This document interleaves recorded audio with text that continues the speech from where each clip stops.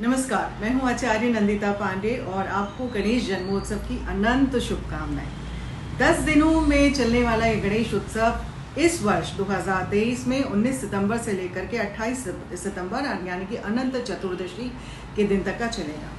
कुछ लोगों को थोड़ा कंफ्यूजन है कि 18 तारीख को गणेश चतुर्थी है या फिर 19 तारीख को। उदया तिथि की अगर हम मान्यता रखें तो 19 तारीख को प्रातःकाल उदया तिथि चतुर्थी तिथि रहेगी, तो इस वजह से गणेशोत्सव या जन्मोत्सव या गणेश चतुर्थी को 19 सितंबर को ही मनाया जाएगा। वैसे तो 18 सितंबर से चतुर्थी तिथि दोपहर में शुरू हो जाएगी 12:29 से और दूसरे दिन यानी कि 19 सितंबर को 1:43 तक का रहेगी। क्योंकि उदया तिथि 19 सितंबर को है तो गणेश चतुर्थी भी 19 सितंबर को ही मनाई जाएगी। अब गणेश चतुर्थी की तो हमने बात कर ली। गणेश जन्मोत्सव में गणपति बप्पा को कैसे खुश करें ये बहुत ज़रूरी है। तो आप बहुत सुंदर तरीके से गणपति महाराज को घर लेकर के आइए, उनका प्राण प्रतिष्ठा करिए। तो उनकी प्राण प्रतिष्ठा करने के लिए एक सुंदर सी चौकी लीजिए, उसमें लाल वस्त्र या पीले वस्त्र बिछाएं, उस चौकी के ऊपर गणपति को विराजित करें। उनके दोनों ओर में एक छोटी छोटी सुपारी रिद्धि और सिद्धि के नाम से आप थोड़ी थोड़ी चावल की ढेरी बना के उनके ऊपर सुपारी को स्थापित करें और साथ में गणपति को मोदक, दुर्वा घास, गुलहड़ के फूल ये सारे आदि चढ़ाएं, गुड़ चढ़ाएं, नारियल चढ़ाएं। ये बहुत अच्छा माना जाता है। कलश स्थापित करें पंच पल्लव के साथ, उसके ऊपर नारियल रखें, एक शुद्ध कपड़े से उसको लपेटें और गणपति के दाईं तरफ उसको रखें। गणपति की जो चौकी आपने बनाई है उसकी ईशान कोण में आपने जल को रखना है और उसकी जो साउथ ईस्ट वाली साइड है वहाँ पे दीपक को प्रज्वलित करना है। तो इस चीज़ का आप ध्यान करें और ओम गण गणपते नमः का जप करें, 108 बार जप करें। और गणपति की पूजा की जो विधि होती है या तो बिल्कुल प्रातः काल होती है, मध्याह्न काल यानी कि दोपहर का समय या फिर संध्या के समय में पूजा की जाती है। मोदक अवश्य उनको चढ़ाएं और साथ में ओम गण गणपते हो, अथर्व शीर्ष स्त्रोत है उसको आप लगा सकते हैं, उसका पाठ आप कर सकते हैं। या वक्रतुंड महाकाय सूर्यकोटि संप्रभा निर्विघ्नं कुरु मे देवा सर्व कार्येषु सर्वदा, इस मंत्र का आप जाप करके आप अपनी पूजा विधि को शुरुआत कर सकते हैं। रोज ढोल नगाड़े और आरती के साथ पूजा करें, गणपति से कनेक्ट करें। गणपति मूलाधार चक्र के लॉर्ड होते हैं। मूलाधार चक्र में अगर कनेक्ट करके उनका आवाहन करेंगे तो वो विघ्नहर्ता है, आपके सारे विघ्नों को खत्म करेंगे, जीवन में सुख समृद्धि बल बुद्धि सबको देंगे। विघ्नहर्ता है तो किसी प्रकार के कष्टों से भी आपको मुक्त करेंगे। गणेश जन्मोत्सव है तो उनके जन्म के पीछे भी कथाएं हैं। तो माता पार्वती के मैल से ऐसा माना जाता है गणपति का जन्म हुआ था। ये भी मान्यता है कि उन्होंने मिट्टी से गणपति को बनाया था।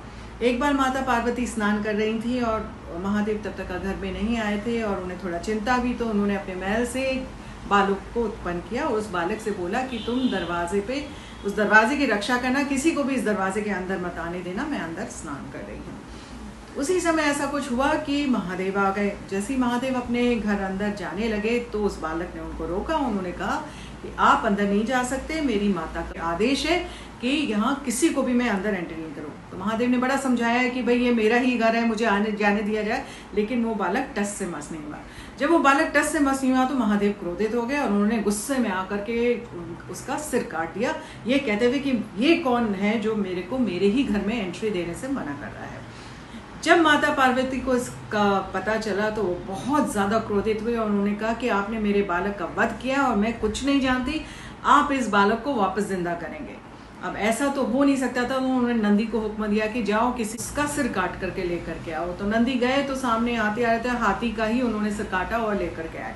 हाथी का सिर जब गणपति के ऊपर स्थापित कर दिया तो वो बालक जिंदा हो गया। लेकिन माता पार्वती उनके गणपति के सिर की सूंड के साथ जो हाथी का सिर था उससे भी और क्रोधित रही।